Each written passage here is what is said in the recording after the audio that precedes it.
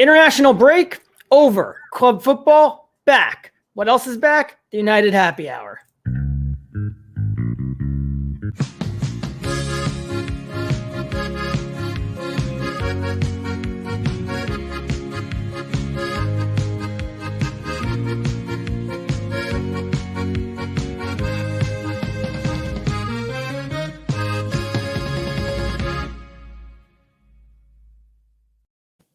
Yeah, hello, welcome back to the United Happy Hour. Nice to see everyone out there. Hope to hear lots from you today while we get through a fairly busy show, Pauly. The only show that's probably more international than an international break. You're all the way out there over in New York, and I'm in the north of England, mate. Look, how's it been for you? I said to you just off air there, I've been quite bored during this international break, guys. In terms of football, I found myself watching other sports like Formula One and rugby. So, yeah, United about this weekend. So, time to get our eyes back on club matters. Yeah, it was good to reconnect with the family, let them know that I'm alive and well, and then this week we'll go back to sorry, don't bother me on the weekend. I'm watching football. Yeah, it's amazing how sort of your schedule frees up so much, isn't it, when the international. Yeah, we're just like, what am I going to do today?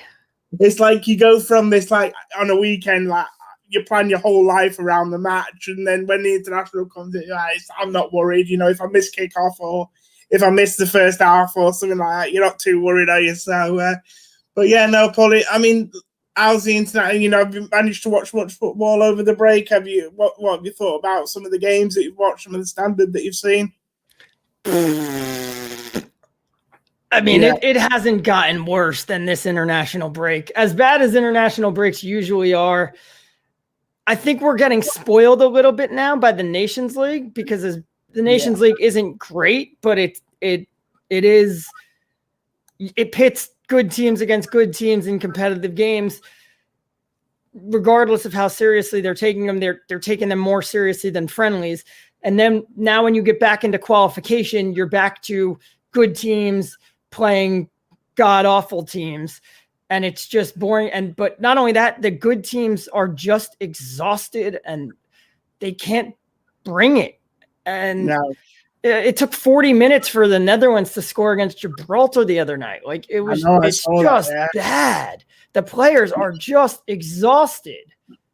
Pauly, it's interesting that you talk there about this idea about the lesser teams playing the bigger teams. Look, it's something that we're going to discuss on what's on social media. So I think we might as well get there without further ado, really, because that's where we're starting today.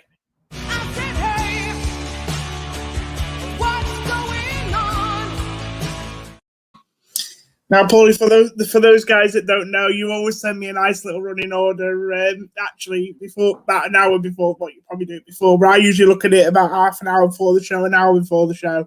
And actually, you hit so many points on this running order that I've actually been thinking about during the international break and maybe thought about before. And the first one of those is, like I've just said, this idea that you said at the top of the show there, Pauly, about lesser teams playing against the bigger teams, and what is anybody really gaining from it? So, glutton for punishment as I am, Pauly, I found myself watching England versus San Marino, England's first game of the break, and you just sat there and you're watching how both teams are approaching it. You're trying to think, what are both teams getting out of this? And I remember texting some friends saying, this is just absolutely crazy. Like, nobody's learning anything from this situation. England are not learning anything about their players or potential players that could come into the team and do a job against better sides. But I look at poor old San Marino and they're just getting 5-0 for them was probably par for the course. You know, they were probably happy with that. It was probably 0-0 for them. But, you look at their players and the way that they're set up and they're not learning anything from being dominated for 90 minutes, are they? I think it goes either way. When it comes to San Marino, look, we've seen teams in the Women's World Cup get battered. I think Japan lost 11-0 and they came back 4 years later and won. So there is the argument of growth, etc. there. The question is, what's the alternative? Yeah. What's the alternative between this? And when we're used to seeing England doing this, we're used to seeing England just roll through qualifying.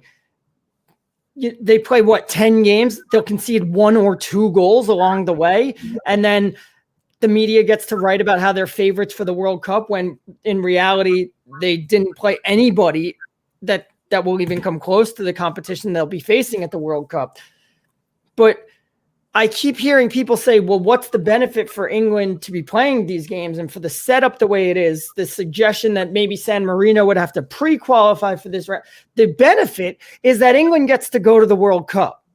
You have to remember that is the end game here is UEFA gets 13 slots, and their goal is to send the best 13 teams, and the joint goal between UEFA and FIFA is to send the best and the most marketable 13 teams that they can. There are probably 16 teams that are in that list, but you have to also account for, well, it's got to be a competition that teams number 17 through 23, 24 can realistically maybe if things go right, get there. You think about the Republic of Ireland when they lost on that handball by Thierry Henry against France in the playoffs. Teams like that can get there.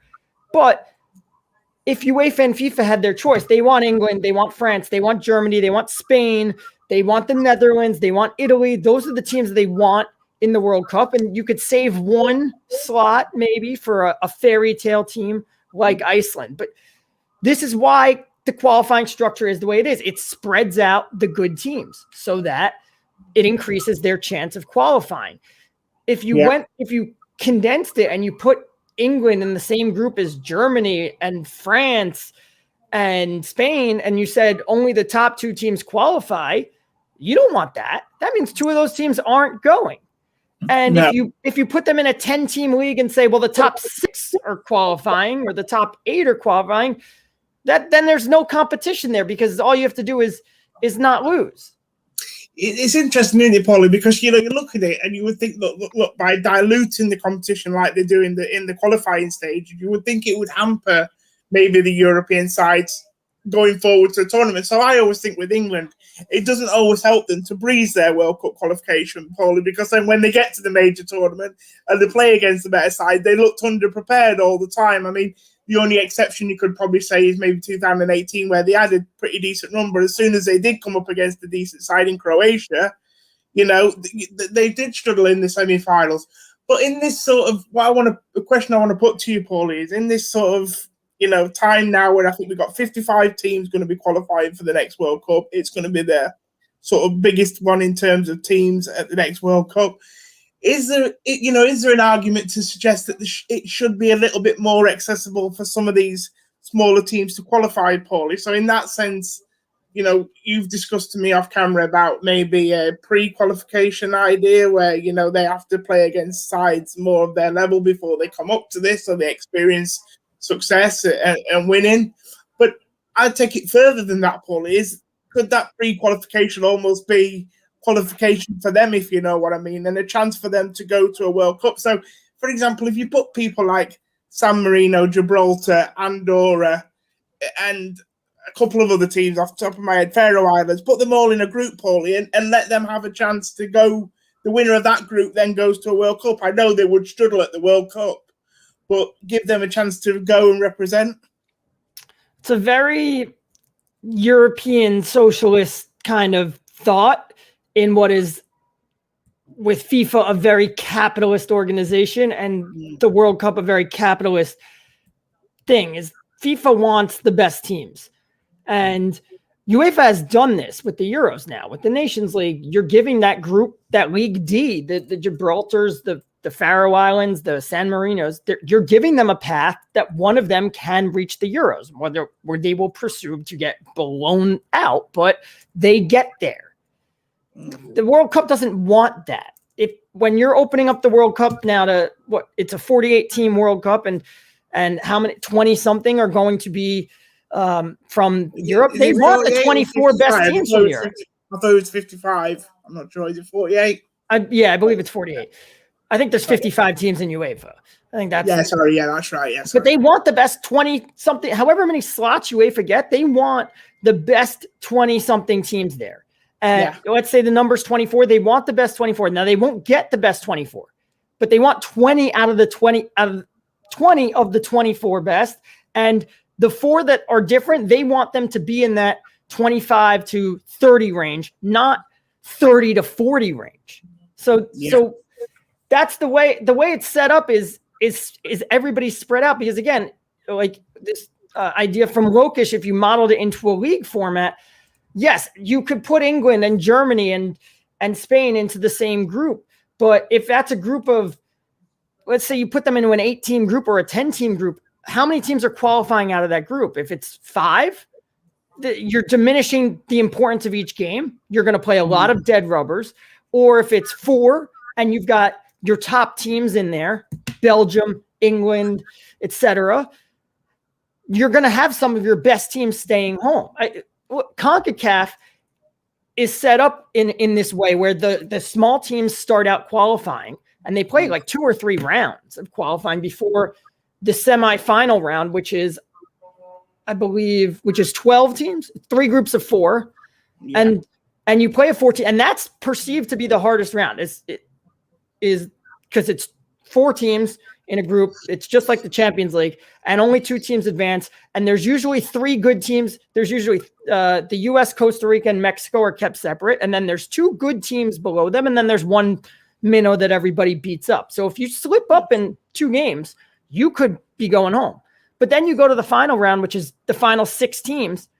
3 of them, it's perceived to be difficult, but in reality, it's set up so that the U.S. and Mexico and Costa Rica can advance. It's set up to be ultra forgiving, which is what makes the USA's failure to qualify in 2018 that much more of an embarrassment, because it's an ultra forgiving tournament. It's 6 teams. The top 3 advance. The 4th place team goes to the playoffs. Only 2 teams are getting eliminated. You have to be so bad to be in 5th.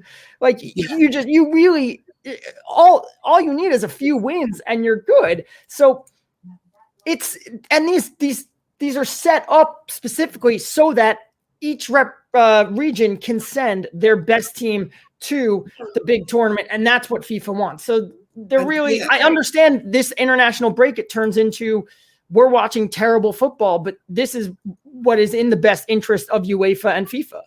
Yeah, and I think when you know, to just take it back to UEFA for a second, Paul, as well, is that, you know, they'll look at the structure and they'll be pretty happy with it, because like I say, they get their strongest representatives get into the tournament every year. They get the odd little nice fairy tale story, like, you know, your sort of your Republic Islands, your Wales, your Scotland, your Northern Islands, people like that, and some other smaller, Iceland, obviously, in recent years, like you've touched on.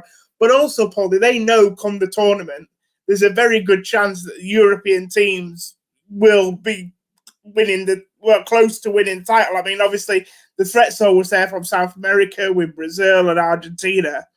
But if you look at the sort of, you know, the World Cup in Russia, obviously France won, the one in 2014, Germany won, 2010 Spain. So they're not worried really about these teams not really being challenged in their qualification phases, because they know come the tournament, they'll have a pretty good chance of going all the way, won't they? Yeah, I don't even think the South American teams are that serious competitors anymore. I think that ship has sailed. I think football's now a European game. And you're absolutely spot on. And when you look at, you know, the comment there that you brought up from Lokesh, Pauly, about modeling to a league format, we've talked about that South American one, haven't we? That's a good example. You know, they play it like a league format, and that is absolutely unforgiving with their... How many teams are going? 3? It's 10. It's 10 teams into 3 spots, and it takes them 3 years to do it. Yeah. But it is intense. But that's because they're eliminating 7 teams. UEFA is sending 13 teams. What are you going to do? A 25-team league? How long? Yeah. That's going to take 6 years. You only get so many dates to play, and part of the issue is with why these games stunk is we're jamming 3 games into this window now when there should be 2. Remember, and then next year we're going to get it back. Next year you're going to have the nations. UEFA has this good balance now, where one year you get the Nations League and the following year you get this qualifying. Yeah, no, absolutely spot on, Pauly. But let's not forget, this is the United Happy Hour. So we've got to stick with international, Paulie, because that is what we've had force-fed, as I'll say, for the last sort of 10 days. But let's look at it from a United slant. Now, you probably have some stats there to back it up, Paulie. As you know, I'm not the stats man, mate, you are. But on the face of it, as a United fan, I'm not too disappointed with this international break. Yes, there's been talk that Anthony Martial's picked up a bit of a knock, but we saw Bruno return early from Portugal, which is always good news. Luke Shaw's only played one game out of the 3 for England. Harry Maguire scored a goal yesterday that, may help him, a little bit moving forward if he's coming up for corners for Man United. Dan James has scored a goal for Wales.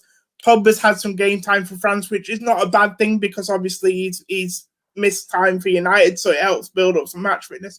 Lindelof returned earlier as well, which is obviously going to help United. And when I looked at United Twitter the other day, they were doing the little five-a-side football tournaments that they do in training, and they took a picture of the winning team. And on that winning team, I saw Cavani, Fred, Matic. That all means that they've had 2 weeks rest, probably 3 players just there that are going to be integral to United's chances of finishing strong this season. So I don't think it's been a bad international break for United. What would you say? No, it hasn't been that bad. Donny van de Beek got on the pitch for all of 26 minutes over 3 games. Yeah. We sent him away to get match fitness, and he played for 26 minutes. He did score a goal against Gibraltar. You could say hopefully that gives him some confidence, and he can take that form back to United. But like I tweeted earlier today, he scored a goal on his first ever shot in the Premier League, and that gave him the confidence to not attempt a single one since then. So I'm holding my breath there. That would be like me winning an arm wrestle against a younger nephew and then saying that's giving me confidence, taking it into the arm wrestling world championships. He's not going to gain much from it, but I wonder if that'll be a watershed moment for Donny, because actually even over the time he's been at United, when Netherlands have played, he still had plenty of game time, Paulie, but it's quite interesting to see that his game time was massively reduced. And you can't blame Netherlands, because I think that's the right way to do it. I've been saying with England for years, you should pick players that are playing for their clubs because, they are meritocracy and things like that. And, you look at Donny. The thing is, England is a different scenario because almost every player that they have players that fit that. Yeah. If someone isn't playing for their club, you can replace them. You have somebody at that level in England. Yeah. The United States, if Christian Pulisic isn't playing at Chelsea, which he's not, we don't have someone that can just come in and be like, Christian's not match fit. We have to get him match fit. We need him. I appreciate that. And the Netherlands are probably the Netherlands are closer to England, but not at England. But what I'm concerned about is I looked at Donny van de Beek, his shots this year, where he's taken 6 for United in all competitions. That's a paltry 0.4 something per 90. And for the Netherlands, he's this season, so since September, he is taking 0.86, so a little bit more. But this is the player who at Ajax was 1.8 to 2 shots per 90. Why isn't he shooting the ball anymore? It's not just for club, it's for country too. It boggles my mind. Now, why isn't he playing? Everything with the Netherlands right now has to be looked through the lens of Frank de Boer is an absolutely god-awful manager who probably doesn't know what he's doing. You could argue whether you think Ole Gunnar Solskjaer is a good manager or not. Frank de Boer is objectively horrible. And I don't think there's anybody who will argue otherwise except for the man at the Dutch Football Federation who hired him. So, yeah. I can't sit here and say, well, I know their manager doesn't know what he's doing. I can't sit here and say he doesn't know what he's doing because he didn't play Donny van de Beek or vice versa. Maybe it would have been worse if he played Van de Beek more. I don't know. It's a very weird situation with Donny and de Boer, because don't they share the same agent, Paulie? Is that right or something? Frank's been very quick to talk about Donny's situation because he seems to know a lot about it. I do think they do share the same agent, which is, he's obviously getting inside information about his situation. But yeah, I agree with you with Frank de Boer. I mean, he had that spell at Crystal Palace, didn't he? Which was just an absolute disaster. He had a spell in the MLS, which was a disaster. He's just a bad manager, but it would have been nice to see Donnie just go and play 90 minutes, and instead he gets 26 minutes in 2 different substitute appearances. Yeah. Pogba played in 3 games. It's good that he got the match fitness. I would have preferred him to only play in 2 games. You know, I just would have preferred this break to be only 2 games. Maguire played in 2 games. I'd prefer that to have been 1 game. Good that Shaw only played in 1 game. Good that Marcus Rashford didn't see the pitch. My concern right now is that everybody's back in training. We have not seen Marcus Rashford on that training pitch, and that I'm glad he's getting the rest that he so desperately needs and giving his ankle that time to heal. I just wish that it was something that could have been healed up by the time that we have to go and travel to Brighton. The Anthony Martial thing is a concern, sort of. He was playing brilliantly the other day, and then he hurt his knee, non-contact injury, which is bad. They said it was the fibula, which is better than any of the muscles or the ligaments. He didn't return to United, which means France, I guess France thought that this was a minor enough injury to consider it day-to-day, to say maybe you'll be able to play for us on Wednesday, maybe not. But he stayed with France. That's the good news. That's how I have to look at it. If this was serious, he would have went back to United. So I will be furious if later today or tomorrow, when I see that tweet that Ollie sits down at his press conference and says, "Oh, Anthony's done his leg in a bit. He's going to be out for a few weeks." It's like he should have been back here already. Yeah.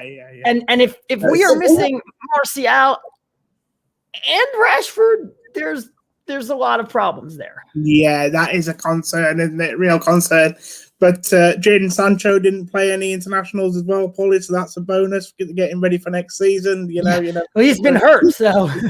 No, I'm only just tongue in cheek. I think Haaland got some minutes as well for Norway, so that he looks like he's going to Barcelona at all the talk today. So all right. I had a feeling that the comments were going to blow up about this today. Let's address one thing. He met with Barcelona. That does not mean that Barcelona all of a sudden found money, because they did not. He met with United a couple of years ago. Don't forget, that didn't really go very far. Did it? So. Barcelona have think of a very low amount of money. Barcelona have less than that. Yeah, and meeting with Haaland and electing a new president doesn't change that.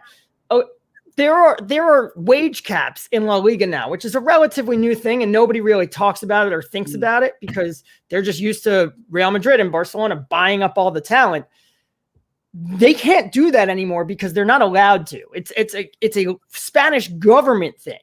It's a La Liga thing. It's not aside from UEFA's FFP laws, there are laws in Spain that prevent them from doing this. And this year, Barcelona's had to cut their wage limit by 300 million euros. That's this year, based on last year where we didn't have fans for 3 months. So next year it's only dropping even lower. They had to slash their wage bill almost in half. Next year it has to drop even lower. And you're going to tell me that they have room for Haaland? No. Get out of here. Yeah, no, I found the story. It came up as big breaking news on Sky Sports News, and I don't know how to take the story. A part of me thinking to myself is this just Dortmund trying to drum up some interest as well? Because obviously, you know, if they're going to say if they've got a player on their hands that wants to leave in the summer, they're going to want to start an audition out there. They're going to want to start a bidding war. They're going to really. I mean, they had a player that wanted to leave last summer, and they were like, "Nah." Yeah, you know, and it's difficult. I mean, they've got so many players that people want Dortmund. It's just like they can't sell them all in one summer, or they'll be absolutely. I mean, they've had a tough season this year, so next year they'd be absolutely screwed. Anyway, Paul, we're doing it again, mate. We're drifted. No, I'm okay with this. Okay. Who said Erling Haaland is leaving this summer? All the Erling Haaland talk has been based around he's scoring a lot of goals, therefore. Because A happened, therefore B, which is big teams will come and spend loads of money on him immediately, will happen. And that's antiquated. That's an antiquated way of thinking. That's not really how it works anymore. Yeah. If this was 2014, yes, but it's not. It's 2021. But the media is just going to harp on it because that's the way that the average fan thinks, and they're going to click and buy your papers. Erling Haaland is not going anywhere this year. Mino Raiola can meet with Barcelona and meet with whoever he wants. Remember, he's got other clients too. So it doesn't necessarily, obviously they're going to bring up Erling Haaland and they're going to talk about him. But this could be a meeting about the first contact that United had with Donny van de Beek's agent wasn't about Donny van de Beek. It was Van de Beek's agent went and met with United in London when Ajax were there to face Tottenham in the Champions League. But it was more about establishing a relationship than it was about selling him Donny van de Beek. It was for future players because they thought Van de Beek was off to Real Madrid. So Erling Haaland's not going anywhere this summer because he got a $75 million release clause next year. He's way cheaper next year, but not just way cheaper. More money goes into Mino Raiola and Erling Haaland's pocket if you only spend $75 million on him rather than spending 120 or 150 or whatever Dortmund's asking for. Yeah, because it goes to, and that's what I find very sort of weird about the rumors. Because like you said, from paying a transfer fee, and I'm no financial expert, Pauly, but paying for a transfer fee, you almost be paying double for him if you want him this summer than you will be if you wait a year. But then, like you say, you're paying double to the club. The next year, you're paying more to the player and the agent. So you have to balance out how you want. I mean, this comment here from Wider about can Dortmund really ignore 120 plus? No, Dortmund can't. That's the point. But at play here, the player could say no. The player could say, exactly. I am not joining you. There's a two-way street. To take a piece of the pie next year when he'll get more of a fee, if you know what I mean. But that's how it works. It's a two-way street, is in that Dortmund can say yes, but the player could say no. Like people have said to me, because I said this year Manchester United cannot afford to go and get Erling Haaland, but next year they can. And people have said, yeah, but next year Real Madrid and Barcelona can afford to do it too. And first of all, next year they won't be able to do it either. But who cares if other teams can afford it? Just because if I bid 100 million on someone and you bid 100 million in one doesn't mean you automatically win, because we're not bidding on a car. We're bidding on a human who gets a choice in the matter, and he can say, I pick Pauly, even though he offered slightly less, or I pick Joe. Now, Erling Haaland did not need an agent. He had his father doing all this stuff. You hire Mino Raiola for one reason and one reason only, and that's to get you the most money. You don't need the biggest transfer fee. You need the biggest wages and the biggest bonuses. And you guys will get that in a year from now. If the whole package for Erling Haaland is going to cost $250 million, when the transfer fee, the wages, the bonuses, etc., the fees. Yeah. Well, you don't want 160 of that going to the club. If you're Raiola and Haaland, you want 100 of that or 75 of that going to the club, and the rest of that you go, that comes to us. So yeah. And when everybody says if they don't make the Champions League, he's going to leave to play. If they go to the Europa League, he's going to leave to play in the Champions League. That is also antiquated. That doesn't happen anymore. We've been hearing that about Paul Pogba for years. We've been hearing that about Harry Kane for years. Yeah. And guess what? Teams fall into we heard that about Ozil and Sanchez. And guess what? Those teams fell into the Europa League and they didn't leave right away. They left later. And maybe Pogba has been trying to leave, but nobody's coming to get him. These players know, Pauly, when they sign contracts as well, there's every chance that their team may drop out of these big tournaments. There is no guarantee anymore that the likes of Manchester United, Dortmund and teams like that are going to qualify for Champions League. And players can act daft as much as they want. Their eyes are open to that when they sign these big contracts.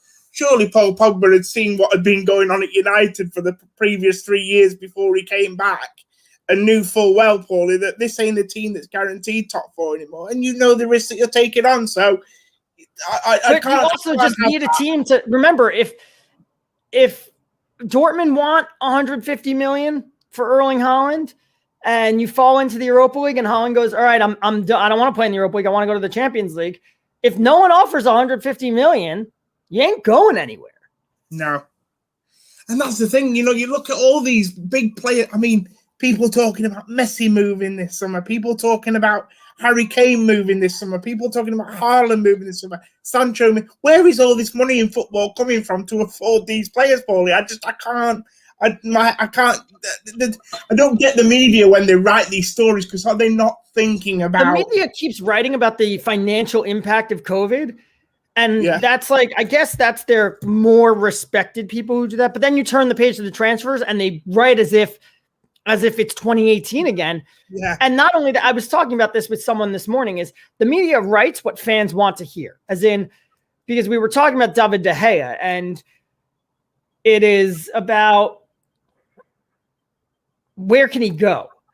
Can you go with Dean Henderson if you know that nobody's going to take David De Gea next year? And I said, I keep reading about PSG, but I just think that that's the media trying to wish that to happen, is that they've done process elimination. He's not going to go to Real Madrid. Atletico Madrid can't afford him. PSG, they have money. And PSG doesn't look at this like they want David De Gea, but they write like what fans want to hear, because fans think, oh, money, PSG have money, they'll spend it recklessly. Turns out PSG don't spend their money recklessly. And the way that clubs approach transfers is different now than it was 5-6 years ago. Much more clubs have come on board with the new way of thinking, but the public doesn't think like that. So the media will just keep regurgitating the same stories. They still write about how Ole Gunnar Solskjaer's preference is for players aged between 23 and 27. They write about that as if it's still a foreign concept. Yeah. No, that's everybody's preference now. And when you have teams still believe, like in Harry Kane's situation, 28 is the prime time to sell. That's his peak selling value. But teams no longer believe that that's good buying value. So they'll slap an £100 million price tag on Harry Kane. No one's spending that on a 28-year-old. Yeah, I get it. Pauly, look, this comment here, Chelsea Man City are a bit unknown in terms of teams, terms of how much money they will go with this summer. I absolutely agree with that. But when you look at the players that these clubs, Manchester United, City, Chelsea, get linked with every summer, on what planet do they think that they can do all these deals? I mean, some papers will have you believe that Man City want to sign Haaland, Kane, and Messi this summer. Well, why would they want the three of them in the first place anyway? Because that's just absolutely ridiculous. Even if you could afford it, that would make your team absolutely imbalanced and just wouldn't work anyway. So it's a really I just don't know why they write the stories the way they do, because if actually teams signed the players that they said they were going to sign, if you looked at those teams on paper, you just think, well, this is stupid. This is not football. This is just like crazy. But you talked about 2018 there in terms of looking back at the spending, Pauly.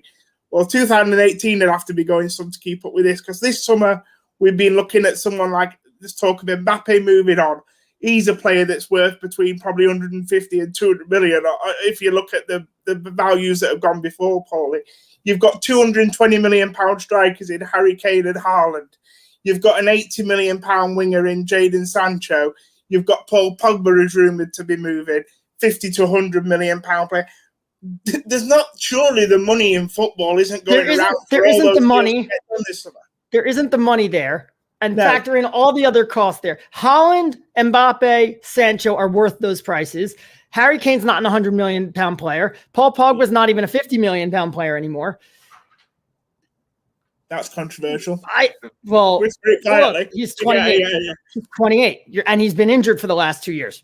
You're not going to get. He's not going to produce at the same rate as he used to.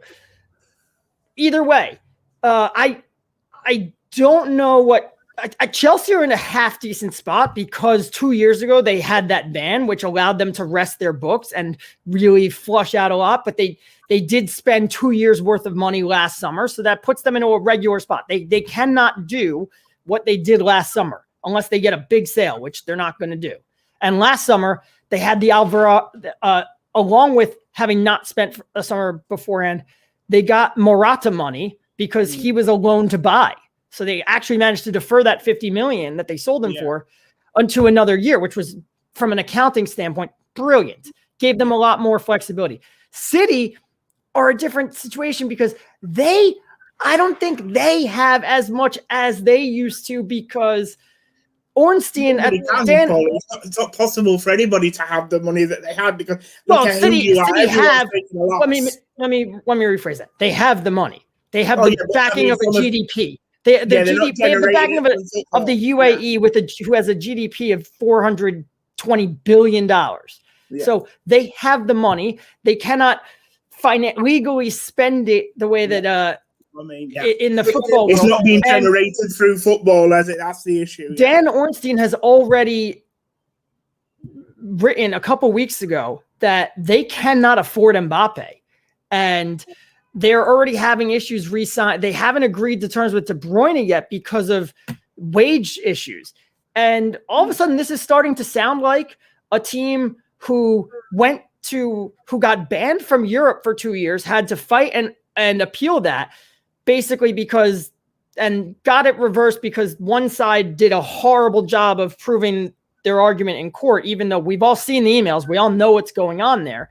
This starts to sound like a team that's all of a sudden trying to get their spending in check and balanced in check and become more compliant, that it doesn't sound like they could just spend $200 million on a player the way that they used to. They invested £1 billion in their academy and all the infrastructure as well, Paul. You'd like to think that they'll have more than Phil Foden to show for it in a couple of years' time. You know, there will be a pressure on them to try and develop more talent within as well. And I think they want to do that because I think, you know, nobody's got an unlimited amount of cash, and everybody realizes that. I mean, you've seen even Roman Abramovich put the brakes on over the last few years. I mean, obviously last season he did go again, but you know, he's finally realized that.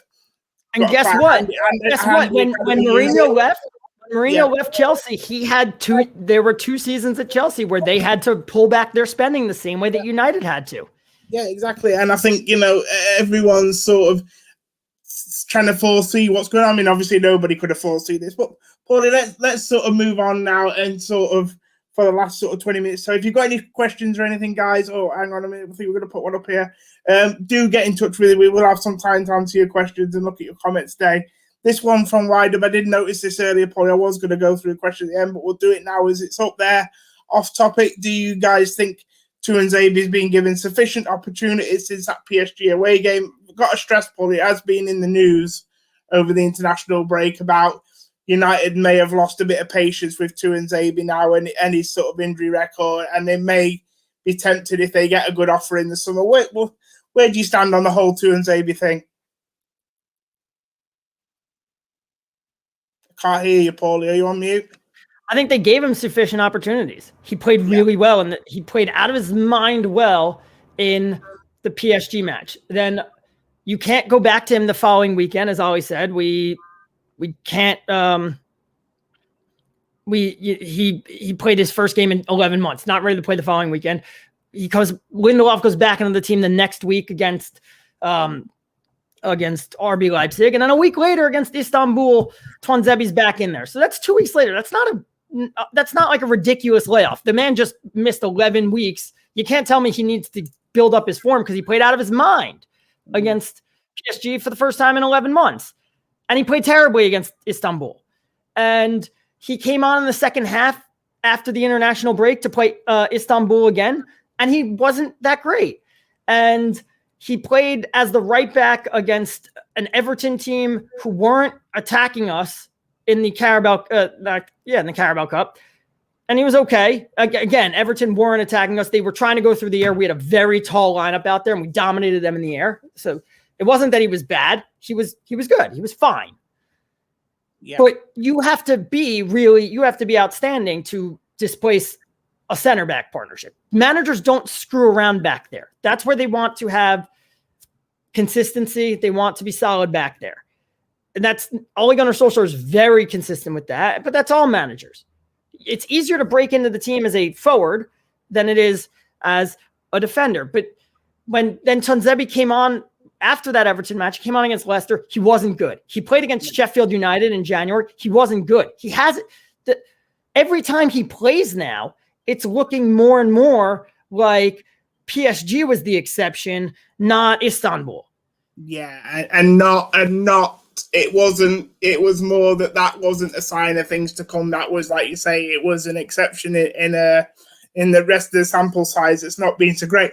I did a show last week with Kieran Pauly about the academy, what we do on the Football Masterclass, and we were looking at some of the players that have gone out on loan, and we touched on Tuanzebe, and you know, this idea that do you think maybe United's kind of have mismanaged his development a little bit in the sense that he had that brilliant season at Aston Villa, obviously was captain for them, that helped them get promoted. And United was so keen to bring him back in the summer, but then when they brought him back, he didn't get the game time and he didn't play for one reason or another. Do you think at that point they maybe should have allowed him another year at Villa or another year on loan? Because I look at the Dean Henderson situation. He had a year at Sheffield United.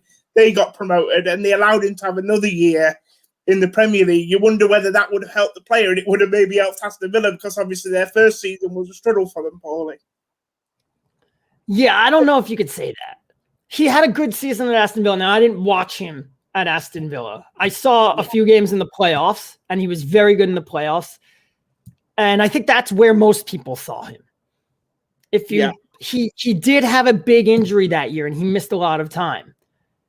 Aston Villa also kept more clean sheets without him than they did with him. And he played more games than they didn't have him for. I'm not saying that that's a barometer to judge on. I'm just saying that's not something you want on your resume as a defender. He came back to United, and it's whose fault is it that he didn't play? All right, so they played 3 games in August. He didn't play in those games. Okay. Nobody, you never rotate your team in those first 3 games because you just don't have to. They come back in September. He played in the Europa League. They come out against Arsenal. He starts at left back. He gives the ball to Aubameyang to equalize. I believe he played against Newcastle as well. Maybe he might have. Not entirely sure. But then you go on another international break, and coming out of that, we're warming up to play against Liverpool in a game that no one gave us a chance for. And we're starting with a back 3 of Lindelof, Maguire, and Tuanzebe. But Tuanzebe gets hurt. So, and he missed a lot of time from that. And when he came back, they were able to work him. I believe he made an appearance in the Europa League. Yeah. And then the league shut down. And then when we came back for Project Restart, he got hurt again. So whose fault is it that he didn't play? Tuanzebe is a really interesting one, Pauly, because I'll be honest with you, my heart wants to tell me that he's just the wrong guy in the wrong place, but there comes a time when it happens so much that it ceases to become a coincidence, doesn't it, Pauly? You know what I mean? Yeah, look, I want him to be good too, but he's 24. The jury's still out on him because he is center backs peak later than other players. But even last year when he played in the Europa League, I saw, his passing was not there. And I was like, I could see why he's not getting his chances in the Premier League.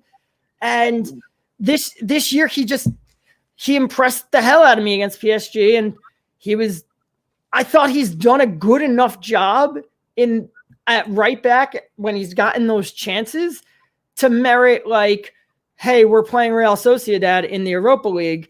We can give Wan-Bissaka the night off. But clearly, Ollie thinks differently to that. And when he's played at center back, he hasn't really impressed me that much this season. I get why he hasn't been playing. Yeah. Another question here, Pauly, tongue-in-cheek one. CDM links coming out on 1st of April. Should I cry?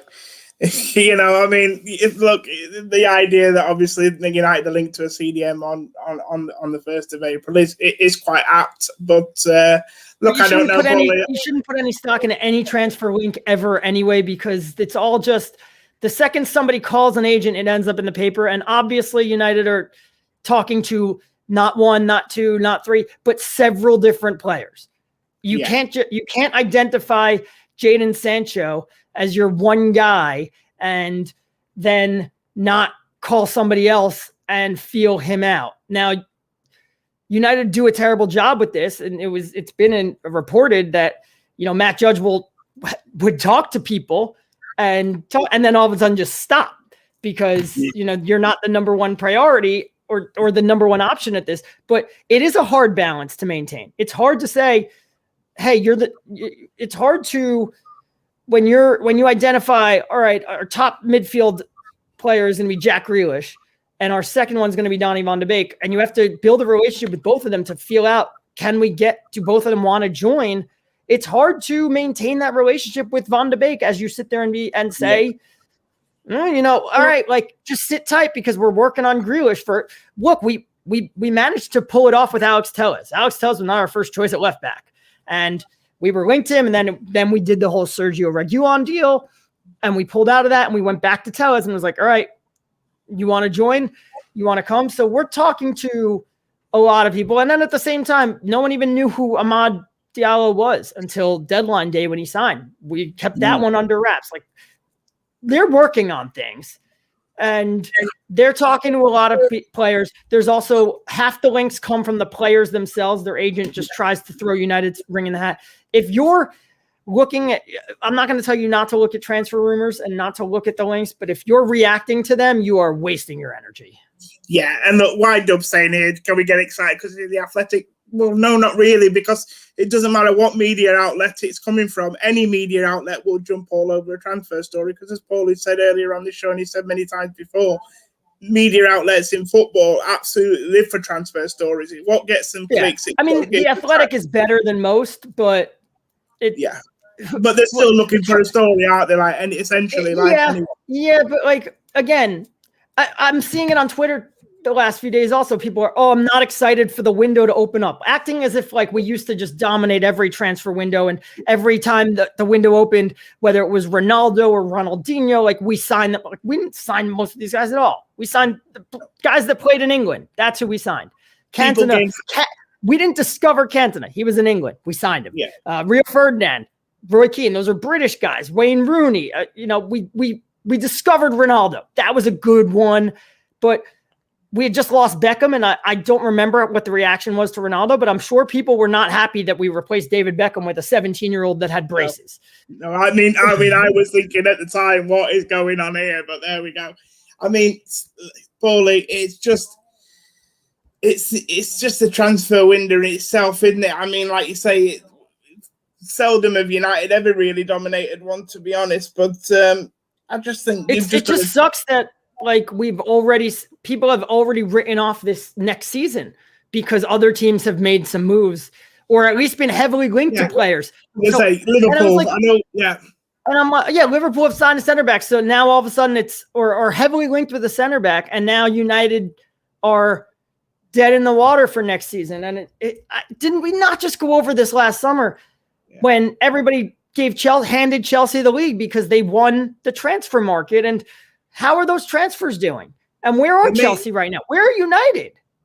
It made me laugh when I saw the Canate to Liverpool story and how it all blew up amongst the United fan base, because I can't remember a summer, Paulie, where there will probably be so many centre-backs available. Actually, I think there is going to be a lot of centre-backs on the market this summer, maybe better than Canate, maybe worse than Canate. But if United want a centre-back this summer, even the way United do their business at times, they will get a centre-back this summer. There's going to be a lot available. So don't blow up because one's happened to go to Liverpool.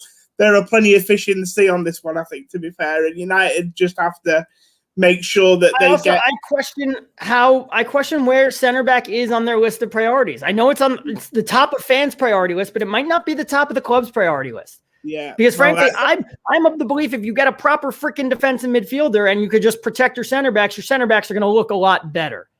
Yeah, well, we said that, haven't we? We said about this double pivot and having one player that can do the double pivot job. It has been quite quiet until today on the CDM links, and but we'll see. But look, we're going to have loads of shows in the coming weeks, I would imagine, where we'll talk about transfers. So for the last 10 minutes of the show, let's just put that aside, Paulie, and just talk about this run-in that we have now, because basically this is it now until the end of the season. No more international breaks. It's a straight run-in now. Finish off the last 8 games of the season is left, I think. Is that right? It's 8 games. 9 games. 9 games. Wait, 29 games. 9 games after this season. Starting at home at Brighton. I've been quite downbeat during the national break, looking ahead to United coming back, because I'm just thinking, what is it? Obviously the Europa League, that, there's potential for us to go and find that. But I look at the league, and the only thing I worry about is it a bit of a no-win situation for United, Paulie, in the sense that I don't think they can win the league, but obviously if they hit some bad form coming back after this break, it could go wrong quite quickly. So, I am a bit sort of apprehensive coming back to the league. Yeah, I share that. Look, there's not one team that we're playing that I'm scared of. No, yeah. Right. In Spurs, I'm kind of scared of because I don't know how we're going to approach that game. And I feel like Jose really wants to win it. But they're so bad. But then again, we could get it horribly wrong. We could come out, play more defensive so that what happened last time doesn't happen. But Jose might sit there and say, well, I'm parking the bus. So, and it looks exactly like the match that we played last year. Yeah, or just the match we played at the Tottenham Stadium last year. Liverpool, I'm not scared of right now. Like, we should be able to beat them. I'm every Leeds, all Leicester, we should be able to beat all these teams. But at the same time, if Marcus Rashford doesn't come back, if Marcus Rashford's really injured and nobody else is going to start scoring, and Bruno doesn't get any sort of rest, and God forbid Pogba gets hurt again, we're screwed. If we have to, we can easily start dropping points ourselves just by our form. Now, this is a little bit hysterical. At the same time, it's possible that Bruno is a little bit refreshed. Pogba comes back into the team, which refreshes Bruno even more. And our players and Mason Greenwood start scoring, and we hit form. More than possible for that to happen. I hate when everybody plays all the doomsday scenarios and never acknowledges, hey, like there's also a possibility we win.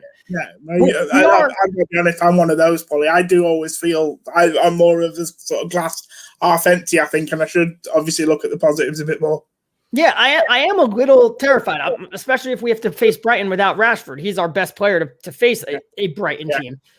But we should be able to get things done. Here's the thing. We're 12 points better off than we were at this point last season. But over the last 9 games last year, we took 21 points. I don't think that 6 wins, 3 draws, is that going to happen? I don't know.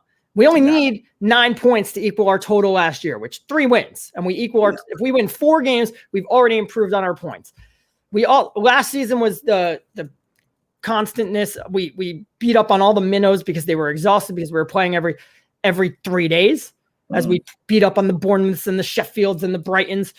We don't have that this year. They're going to have a week off, and we have the Europa League. And the Europa League is possibly more important than the Premier League at this point.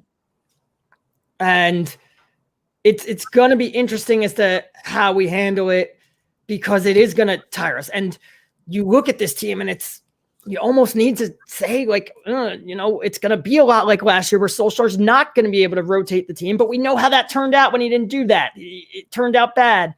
But it scares me because I tweeted this morning, Joe. If everybody was fully fit heading into the run and based on form this season, what would be the first choice starting 11? And I asked that to everybody that's here watching the show, and I guarantee you we're going to get different answers. And some of them, I can't even usually when I ask like what the starting 11 is, I'm pretty sure I can laugh at a lot of the some of them I can't, because there are not 11 players who have played their way into the team that are forcing themselves into the team. And there are arguments to be made for several different combinations. Oh, yeah. I mean, you look at that. You look at the front three, for example, Paul. You could use so many different combinations in that front three and make an argument for it.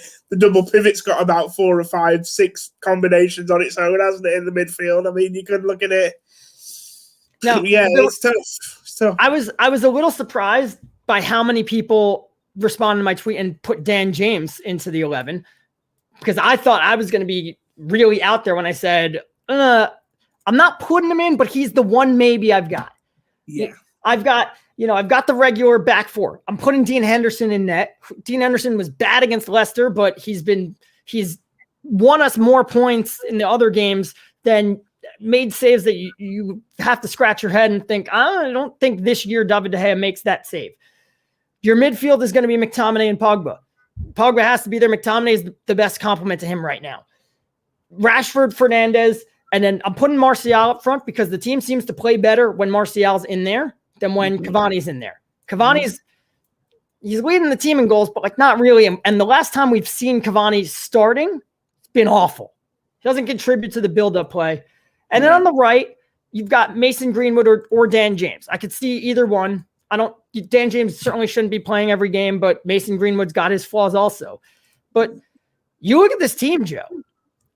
I've taken Greenwood out of the team here. We've gone with Dan James. Brave. Look at this team. Of the 10 outfield players, 9 of them. This is one change to the team that started against Wolves in the second game of the season last year. That's where this team is now. Yeah. One player different. That says a lot about the job that Ole Gunnar Solskjaer has done, because it's basically the same team and he has elevated them. We're 12 points better off at this point. And the fact that he accomplished what he did last year and the board went out and got him, no one knew. They've gotten him some backups. One of them is useless. Yeah. One of them is a good rotational option at left back, and one of them has been a good sub. But they're backups. And Mason Greenwood is having a second season that is very standard amongst. I wrote about this week, and it's coming out tomorrow. If you look at the top players, Rooney, Messi, you name them. Ronaldo. Sergio Aguero, Ronaldo. They all dropped off in their second season. They all literally, the pattern is so similar. Is they come in their first season, they do what they do at unbelievable levels compared to other 18-year-olds. Then they drop off in the second season. In the third season, they get back to that first season level. And then in the fourth season, they make the leap to superstar. So that makes me less worried about Mason Greenwood this year. At times I have been worried, but I'm less worried. And this team's now in second from all that. When one change to your team that started the season against Wolves, 2 changes to the team that started against Chelsea. Bruno's impact has been unbelievable, but I think it's unfair to say that other players haven't improved as well. They've all improved. That's the job that Ole has done. Is these players have improved, but even these players improving, I'm not looking at this team saying that they're close to competing for a title. That's what you need. You need some reinforcements to that. That's what I'm writing about tomorrow. Is basically. We've built the homegrown pieces, but the difference is the class of 92 had homegrown stars. Ryan Giggs, Paul Scholes, world-class players. David Beckham had, he is the Rooney to Giggs, and if Giggs and Scholes are Messi and Ronaldo, Beckham was Rooney. And people look at Marcus Rashford like that. Marcus Rashford's numbers don't even come close to Beckham's average. What Beckham was doing, Marcus Rashford hasn't even come close to that. If you look at any top player, Rashford's numbers don't come close. United don't have that superstar. They've put the players in place to support them. So, not everybody has to be the super, like Giggs in 2007, when he was all right, I don't have to be the left wing that does everything. I'm now just here to support and complement Ronaldo. They have the complementary pieces. They need the superstars if they want to hit the next level. Pauly, you can talk to any one of those guys that came through the class of 92, and I've listened to lots of interviews, and they will always talk about the impact that the first team squad that was there at the time, Pauly, had on their settling in period coming into that team, how much easier it made them. So the likes of Gary Neville saying how much easier it was having someone like Steve Bruce next to him and Gary Pallister, 2 experienced centre-halves. They were coming into a dressing room that was full of winners and people who had experienced success, whereas the younger players of today, Pauly, unfortunately, they haven't really got a lot of that there at their disposal. So it is tougher for a younger player to come in now.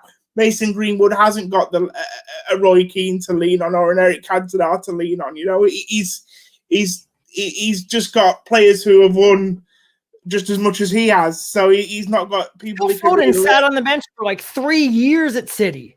And I don't know how much the City fans complained about that, but now he's playing and now he's performing. Mason Greenwood never had that opportunity. No, absolutely, Pauly. Look, guys, thank you so much for your interaction today. It's been great. Thanks for joining us. I know we haven't been on during the international break, but obviously you guys have been keeping your eye on Twitter and saw that we're on today and joined us. We really appreciate that. Do look forward to the Premier League coming back this weekend. It is over the international. We don't have to worry about that now until May time. Pauly, thank you for joining me as always, mate. And hopefully you can get back to the bar this weekend and your life gets back to some sort of normality. And for everybody else, I hope you enjoy the game. I hope United get 3 points. And we'll be back with you next Tuesday, I'm sure, for another United Happy Hour. Until then, guys, take care.